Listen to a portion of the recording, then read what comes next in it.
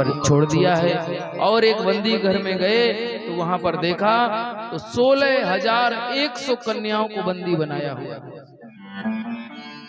ये सब पागल राजा था ये भौमासुर। इसने सोचा था कि संसार के लोग की 10 रानियां होती हैं, किसी की 50 रानियां होती हैं, किसी की 100 होती हैं। हाँ? मैं 1 लाख के साथ विवाह करूंगा। 1 लाख जब हो जाएंगी तो फिर उनके साथ शादी करूंगा। और सबको इकट्ठी कर करके कहीं से कन्याओं का हरण करके लाता और उसमें बंद कर देता।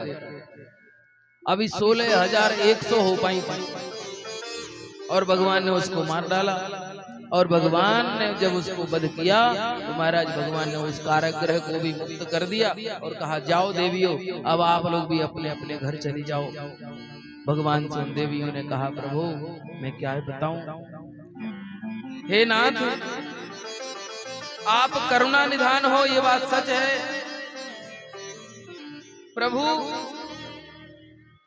पर एक छोटी सी समस्या है। समस्या ये है भगवान की, आपने हमको मुक्त कर दिया, ये आपकी भक्त वत्सलता है। आपने मुझे मुक्त करके और छोड़ कह दिया कि जाओ अपने अपने घर चली जाओ, बहुत सहज रूप में कह दिया। परंतु प्रभु एक बात मैं निवेदन करूं, हम लोग स्त्री जाति से,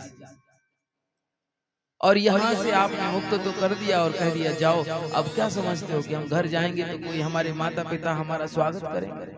आ गई बेटी, अथवा कोई पुरुष बरमाला लेकर के हमें वर्ण करने के लिए तत्पर बैठा होगा। प्रभु हमें पल पल पर परीक्षा देनी होती है, हमें विश्वास दिलाना होता है। पहली बात तो हमारे माता पिता ही क्या मुझ पर विश्वास करेंगे, हमारी पवित्रता के ऊपर कि हम इतने दिन तक इस दुष्ट की कैद में रहे, कौन भरोसा करेगा हम पर। और प्रभु हम यहाँ से मुक्त होकर के भी संसार में ठुकराई हुई डोलती रहेंगे, इससे अच्छा है कि आप अपनी हमको दासी बना लो, हम आपकी शरण में रह जाएंगे। प्रभु एक बात पक्की है कि हमारी संख्या बहुत ज्यादा है, 16,100 हमारी संख्या है। इतनी व्यवस्था कर पाना सबके लिए बहुत कठिन होगा। परंतु प्रभु आपके विषय में जहां तक मैंने सुना है, आपके लिए, क्योंकि आप कर्तुम अकर्तुम अन्यथा कर्तुम समर्थ हैं। आप करने योग्य हो वह काम भी, जो ना करने योग्य हो वह काम भी, और जो सब कुछ करने में समर्थ है वो आप हैं गोविंद। आप हमें अपनी दासी बना लीजिए। और आप पूरे जीवन में यदि हमसे हमारा नाम भी नहीं पूछोगे, अब संख्या बहुत है, किस किस को समय देंगे? तो बोले पूरी लाइफ में, पूरी जिंदगी में यदि आप कभी हमसे हमारा नाम भी नहीं पूछोगे ना, तो भी हम आपसे कभी शिकायत नहीं करेंगे कि गोविंद कुछ चीज मांगने की या जरूरत पूरी करने की तो बात ही जाने दो गोविंद। कभी यदि आपने नाम भी न पूछा तो भी हम आपसे शिकायत न करेंगे।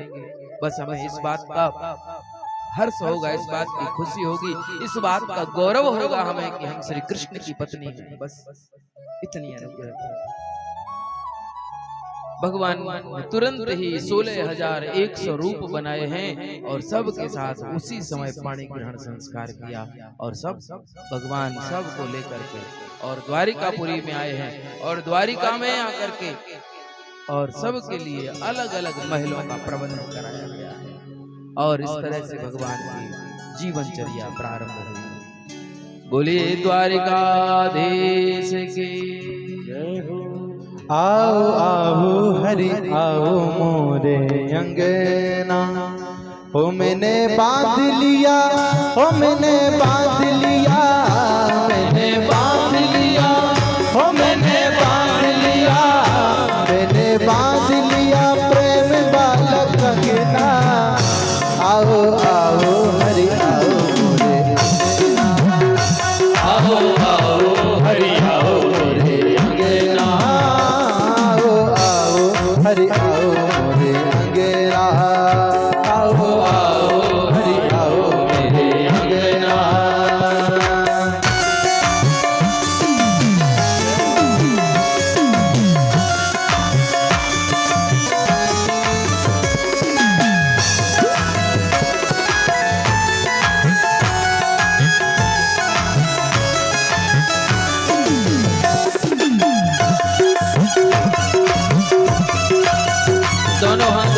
ताली बजाते हैं बड़े प्रेम से।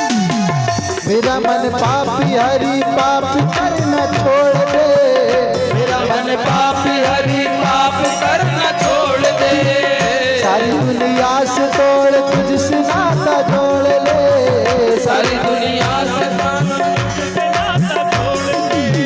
सारी दुनिया से तोड़ तुझसे नाता जोड़ ले, सारी दुनिया से तोड़ तुझसे नाता जोड़ ले। हो यही मांग मेरी, हो यही मांग मेरी, यही मांग मेरी और मेरी मांगना। आओ आओ हरि आओ आओ आओ हरि आओ मेरे अंगना।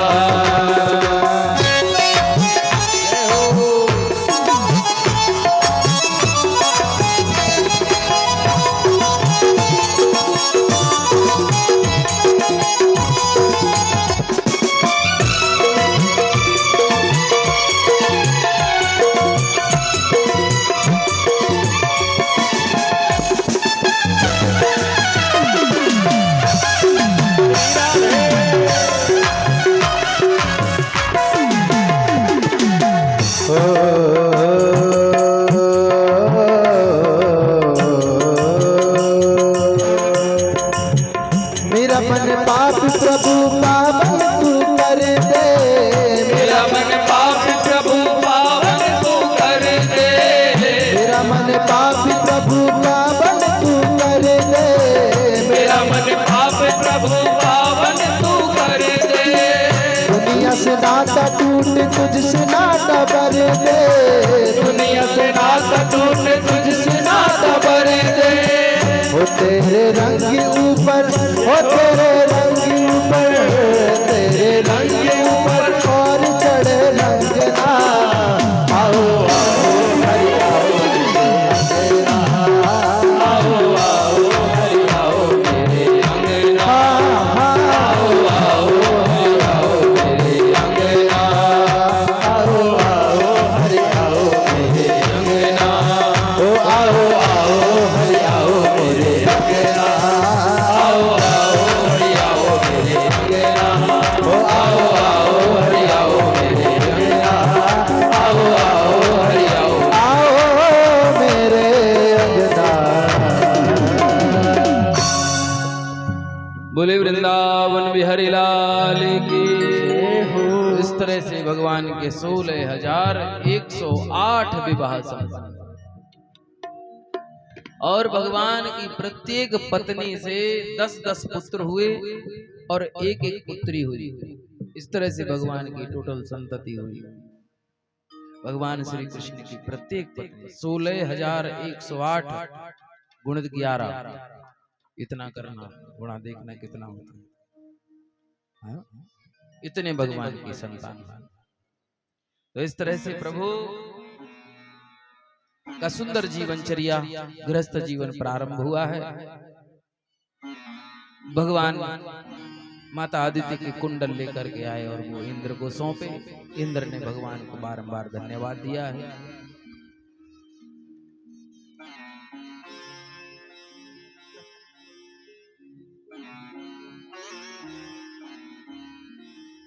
बोलो वृंदावन बिहारी लाल जय हो। महाराज उसके पश्चात भगवान ने कई एक ऐसे दुष्टों का संहार किया। एक पौंड्रक नाम का राजा था, पौंड्रक नाम था उसका, बड़ा पागल राजा था, दिमाग घूम गया था उसका, अपने आप को भगवान समझने लगा था। और 2 हाथ तो थे ही थे उसके, 2 हाथ किसी बढ़ई से नकली बनवा ली लकड़ी के, उसने पीछे बांध लेता था पीठ पे और ऐसे दोनों हाथ 4 हाथ बना करके डोला करता था। सब चतुर्भुज रूप बना करके। नकली कहीं से उसने गरुड़ भी बनवा लिया था, चाबी वाला। उड़ तो नहीं पाता था लेकिन थोड़ा बहुत चल लेता था। उसी लकड़ी के गरुड़ पे बैठा रहता था। और एक दिन तो पागलपन इतना चढ़ गया उसका कि उसने द्वारिकाधीश श्री कृष्ण को पत्र लिख करके संदेश भेजा कि सुनो, असली वासुदेव मैं हूं, सही का भगवान मैं हूं, तुम अपना वासुदेव कहलाना छोड़ दो और तुम मेरी शरण में आ जाओ और संसार को बता दो कि मैं पौंड्रक का भक्त हूं, नहीं तो मैं तुम्हें मार डालूंगा। और भगवान ने जब वो पत्र सुना, भगवान को बड़ी हंसी आई और भगवान ने कहा भैया इसके मिलना ही पड़ेगा। और भगवान ने फिर उसका उद्धार किया है, उसको मारा है और सारूप्य मुक्ति प्रदान करी है। भगवान ने सोचा कि कितना मेरे रूप का चिंतन करता रहता होगा, इसलिए इसको मेरा ही रूप मिल जाना चाहिए। तो भगवान ने उसको सारूप्य मुक्ति प्रदान करी है। उसी पौंड्रक का एक मित्र था जिसका नाम था काशीराज, उस काशीराज को भी मारा है और पूरी काशी नगरी को भगवान की सुदर्शन ने जला दिया है। उसके बाद सुंदर एक राजा नृग की कथा आती है। राजा नृग ने न्याय न कर पाने के कारण गिरगिट की योनि प्राप्त करी और भगवान श्री कृष्ण के स्पर्श को पाकर के वो राजा नृग भी मुक्त हुए। आगे की कथा में भगवान नारद के द्वारा भगवान की दिनचर्या देखना, भगवान का जीवनचर्या देखना, कि किसी की एक शादी हो जाती है तो उसके जीवन में इतना कलेश भर जाता है, सुबह से लेके रात तक टें घर में लगी रहती। और भगवान की तो 16,108 हो गई हैं, बेचारे भगवान का क्या हाल होता होगा। सो शायद आज भगवान की जीवनचर्या दिनचर्या देखने के लिए बोलो वृंदावन बिहारी लाल की जय।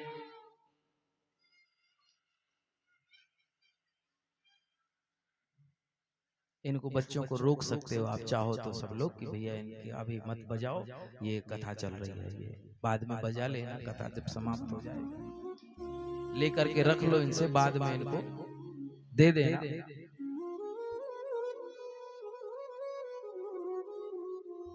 बहुत अच्छे बच्चे हैं। बोलो वृंदावन बिहारी लाल की जय हो।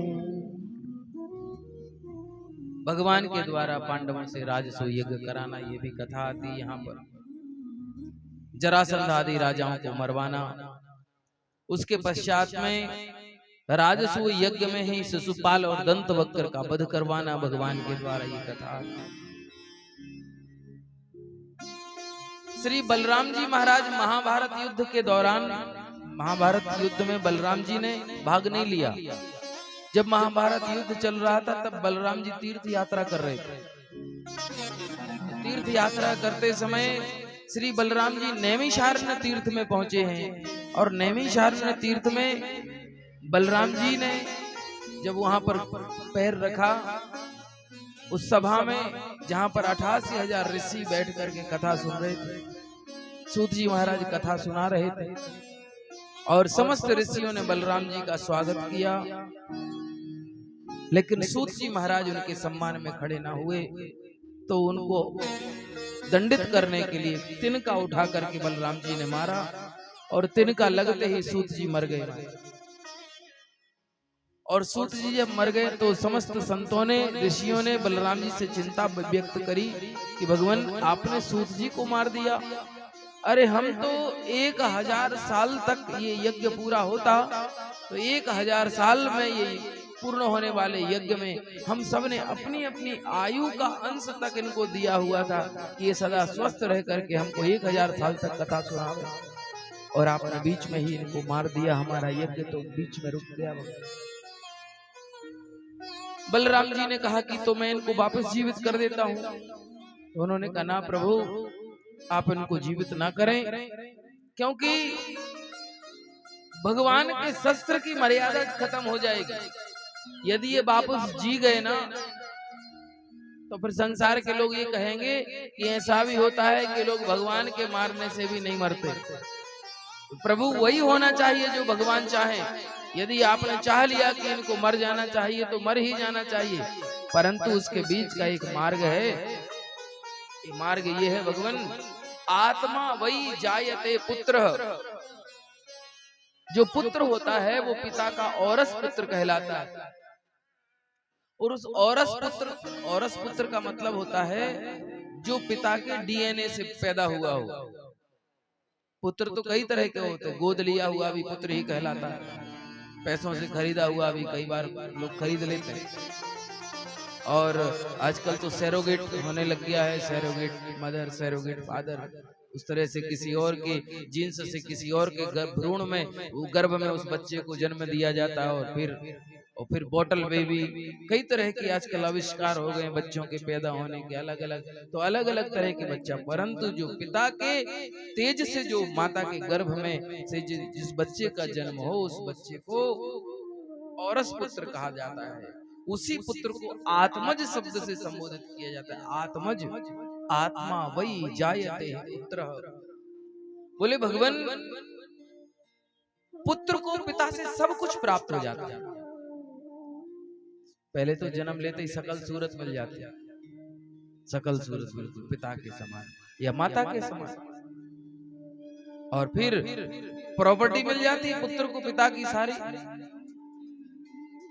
और कई बार तो अगर डीएनए में कोई रोग बीमारी हो तो पुत्र के अंदर वो रोग बीमारी भी चली जाती है। कई बार पिता की आंख छोटी होती है, एक आंख छोटी एक आंख बड़ी, बच्चे की भी वैसी आंखें हो जाती हैं। पिता की आंखें, एक नजर यहाँ जा रही, एक नजर यहाँ जा रही, पुत्र की भी वैसे ही। तो रोग बीमारी, सकल सूरत, स्वभाव, सब कुछ पिता का मिल जाता है, पर ज्ञान नहीं मिलता। बलराम जी से उन ऋषियों ने कहा कि हे बलराम जी, आप कृपा करके इन सूत जी के अंदर जो ज्ञान था, उस समस्त ज्ञान को इनके पुत्र में भर दीजिए, बस इतनी कृपा की। हमारा यज्ञ ना रुके, ये तो न कर पाए, इनका पुत्र ही हमारा आगे का काम कर दे। ठीक। तो महाराज फिर क्या था, बलराम जी ने पूरा का पूरा ज्ञान उनके पुत्र में भर दिया। सूत जी महाराज का नाम था लोमहर्षण, जिनको मार दिया बलराम जी ने, और उन्हीं लोमहर्षण सूत जी के पुत्र का नाम था श्री उग्रश्रवा। उग्रश्रवा सूत जी जो 5 वर्ष के बच्चे हैं, उनके अंदर पूरा ज्ञान भर दिया महाराज। तब से वह 5 वर्ष के सूत जी महाराज आज जिन ऋषियों की उम्र लाखों वर्ष की है, उनको सुंदर सुंदर कथा सुनाते हैं, 5 साल के सूत। तो इस तरह की कथा आती है। और फिर सूत जी की जो हत्या बलराम जी से हो गई थी, उस हत्या का मार्जन करने के लिए, उस हत्या का प्रायश्चित करने के लिए बलराम जी महाराज ने एक उसी वन में रहने वाला एक दैत्य था जिसका नाम था बलवल, उस बलवल नाम के दैत्य का संहार किया है। और वहीं गोमती नदी में प्रायश्चित करने के बाद बलराम जी तीर्थ यात्रा से वापस लौटे। और फिर सुदामा जी का पावन प्रसंग आता है। बोले सुदामा जी महाराज की। ये सुदामा जी का पावन प्रसंग जरूर श्रवण करना चाहिए, बड़े भाव के साथ श्रवण करना चाहिए। मैंने कल एक निवेदन किया था कि यदि किसी के जीवन में दारिद्र्य दोष होता है, जिसके जीवन में, और यदि सुदामा जी का पावन चरित्र श्रवण कर ले तो उसके जीवन से वह दारिद्र्य दोष खत्म हो जाता है।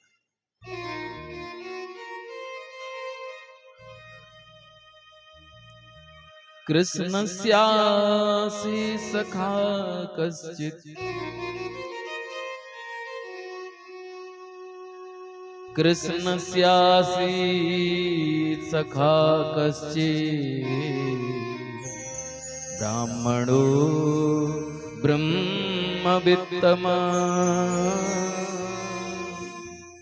विरक्त इंद्रियार्थेषु,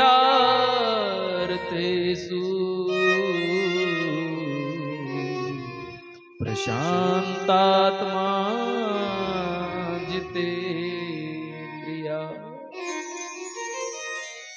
कृष्णस्यासि सखा कश्चित्, ब्राह्मणो ब्रह्मवित्तम। सुदामा जी की पहले तो सुदामा जी की प्रशंसा में इतने सारे शब्द संबोधन लगा दिए। ब्राह्मणो ब्रह्मवित्तम, ये ब्राह्मण है। पहले तो ब्राह्मण का मतलब है कोई भी ब्राह्मण कुल में जन्म लेने मात्र से ब्राह्मण नहीं हुआ।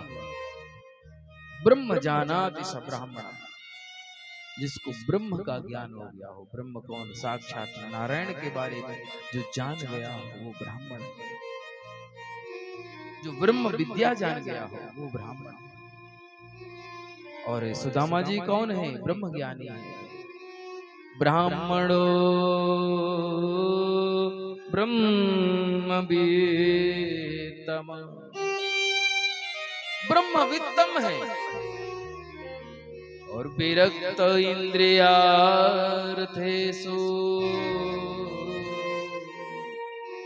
जिनकी इंद्रियां विरक्त हैं। हमारी आपकी सबकी इंद्रियां हमसे कुछ न कुछ मांग करती हैं। आंखें कभी सुंदर रूप मांगती हैं, हमको बढ़िया बढ़िया रूप दिखाओ। नाक कहती है कि हमको बढ़िया बढ़िया सुगंधी चाहिए। कान कहते हैं कि हमें बहुत बहुत बढ़िया बढ़िया शब्द सुनवाओ। त्वचा कहती है सुखद स्पर्श कराओ। जिह्वा कहती है कि कभी रसगुल्ला तो कभी नमकीन खिलाओ, कभी समोसा खिलाओ तो कभी पराठा खिलाओ, तो कभी पूड़ी खिलाओ, कभी नाना प्रकार की इच्छाएं करता है। हम सब की इंद्रियां हमसे कुछ न कुछ मांगती हैं, पर सुदामा जी की इंद्रियां उनसे कुछ नहीं मांगती, क्योंकि ये विरक्त इंद्रियां, विरक्ति ले ली इनकी इंद्रियों ने, अब नहीं चाहिए कुछ भी। और प्रशांत आत्मा जितेंद्रिया, प्रशांत हैं सुदामा जी। सुदामा जी के लिए और शब्द से संबोधित किया प्रशांत। प्रशांत का मतलब है परम शांत। दुख को और सुख को जो समान समझे उसको प्रशांत कहते हैं। दुख आए, विपत्ति आए तो रोए नहीं, और सुख आवे तो फूले नहीं, सदा एक सा रहे, उसको प्रशांत। जितेंद्रिया, इंद्रियों के विजयी हैं। किसी के लिए इतनी उपाधियों से अलंकृत नहीं किया सुखदेव जी ने जितना सुदामा जी के लिए किया। और सुदामा जी के लिए और लोगों ने ऊपर से ये बात और कह दी कि भैया सुदामा जी तो ऐसे थे कि वो कह रहे हैं कि ब्राह्मण को भिक्षा मांगनी चाहिए। और इनको धन चाहिए बावरी, बामन को धन केवल भिक्षा ना। ब्राह्मण भिक्षुक नहीं है। जो ब्रह्म ज्ञानी होगा, जो ब्रह्म विद्या का जानने वाला होगा, वो संसार से भिक्षा मांगेगा। ये तो बड़ी ही अजब सी बात लगती है, अजीब सी बात लगती है। उस विद्या का प्रयोग करके वो संसार की समस्त सिद्धियों को अपने घर में बुला सकता है। संसार से थोड़ा थोड़ा सा अन्न मांगेगा वो, कितनी गजब की बात है। सुदामा जी तो ब्रह्म ज्ञानी ब्राह्मण है। ब्राह्मणो ब्रह्म वित्तम, ब्रह्म वित्तम है ये। हाँ, इनकी पत्नी जिनका नाम है सुशीला, सुशीला यथा नाम तथा गुण, जैसा नाम है ना वैसा ही गुण है, सुशील है वो, बड़ी ही शील स्वभाव की। कई लोग कहते हैं वो तो बड़ी भैया ऐसी थी कि सुदामा जी को लगी रहती थी, लाओ तुम लेकर के आओ, पैसे नहीं है घर में, कुछ लेकर के नहीं आओगे, कमाने नहीं जाओगे तो क्या। ऐसी हो ही नहीं सकती सुदामा जी की पत्नी। सुदामा जी की पत्नी तो रही भी होगी यदि वो किसी दूसरे स्वभाव की, तो सुदामा जैसे निष्प्रह ब्राह्मण के साथ रहते रहते वो सुदामा की तरह ही हो गई होगी। सुशीला ने एक बात जरूर कही अपने पति सुदामा से कि भगवान, भक्ति का एक, जो आप कहते हो कि भक्ति अथवा जो प्रेम है ना, प्रेम मिलने से कम हो जाता है। जिसको आप प्रेम करते हो यदि उससे मिलने लग जाओ तो प्रेम कम हो जाता है। तो हम कहां कहते हैं कि तुम रोज रोज उससे जाकर के मिलो, लेकिन प्रेम का मतलब है अपने प्रेमी के प्रेमास्पद में सदा निमग्न रहना। प्रेमी का लक्षण है कि वह सिर्फ प्रेम करे, सिर्फ उसको चाहे, उससे कुछ ना चाहे। पर जहां उससे चाहने की बात हो गई कि उससे हमें कुछ ना कुछ चाहिए, वहां प्रेम खत्म हो गया, वहां प्रेम बचा ही नहीं। प्रेम तो समर्पण है, प्रेम साक्षात कृष्ण है। एक बार आपको जाना चाहिए, उनसे मिलना चाहिए। जाओगे एक बार मिल करके आओगे तो इसमें उनको अच्छा लगेगा कि कोई तो है जो उनको चाहता है, जो उनकी हालचाल पूछता है। ठीक है, तुम कहती हो तो हम चले जाएंगे देवी, परंतु एक विडंबना ये है कि हम यदि उनके पास गए तो मित्र के घर जावे, गुरु के घर जावे, भगवान के घर जावे, अथवा कथा में जावे, माता पिता के घर जावे, तो खाली हाथ नहीं जाना चाहिए। रिक्त पाणे में न गच्छेत, खाली हाथ कभी नहीं जाना चाहिए, कुछ न कुछ लेकर के जाना चाहिए। क्या? कुछ भी, जो मन करे, मन करे नहीं, जो आपकी जो सुलभता से मिल जावे। पत्रम पुष्पम फलम तोयम, पत्र पुष्प फल जल जो आपको मिले वो ले जाओ, भेंट में देने। वो भेंट में ले जाई हुई चीज कितनी मूल्यवान है ये आवश्यक नहीं, भेंट ले जाने वाले के हृदय में कितना प्रेम भाव है ये आवश्यक। आप चिंता ना करो, हम व्यवस्था बना देंगे, आप जाने की तैयारी करो बस। ठीक है देवी, हम चले जाएंगे। तो सुशीला गई, 4 घरों में गई और 4 घरों में से 4 मुट्ठी चावल मांग करके लाई। 4 घरों में जाकर के एक मुट्ठी चावल मांगा। वो घर वालों ने कहा भी कि तुम 1 मुट्ठी का क्या करोगी, 1 मुट्ठी में क्या ही होगा तुम्हारे घर में। पर नहीं, बस बहन 1 मुट्ठी चाहिए। एक मुट्ठी 4 घर से मांगे, एक छोटे से रुमाल में कपड़े में गांठ बांध करके सुदामा जी को दी। जाओ जाओ द्वारकाधीश से मिलकर के। और श्री कृष्ण से मिलने के लिए आज सुदामा जी द्वारिका की ओर चल पड़े हैं। श्री सुदामा जी जिस जगह पर रहते हैं उस जगह का नाम है पोरबंदर, गुजरात में ही है। और पोरबंदर से लगभग 100 किलोमीटर की दूरी पर द्वारिका पड़ा। श्री सुदामा जी महाराज ने चलना शुरू किया, 3-4 दिन में पहुंच गए होंगे। और जैसे ही द्वारिका के द्वार पर पहुंचे तो द्वारपाल खड़े थे। द्वारपालों को हाथ जोड़कर के निवेदन किया, भगवान मैं श्री कृष्ण से मिलना चाहता हूं, मैं उनका मित्र हूं, सुदामा मेरा नाम है। अच्छा, आज ऊपर से नीचे तक, नीचे से ऊपर तक देखा उस द्वारपाल पर, आंखों में आंसू भर आए और कहा कि देखो मेरे प्रभु श्री द्वारकाधीश कितने उदार हैं कि ऐसे व्यक्ति भी उनको अपना मित्र कहने से संकोच नहीं करते।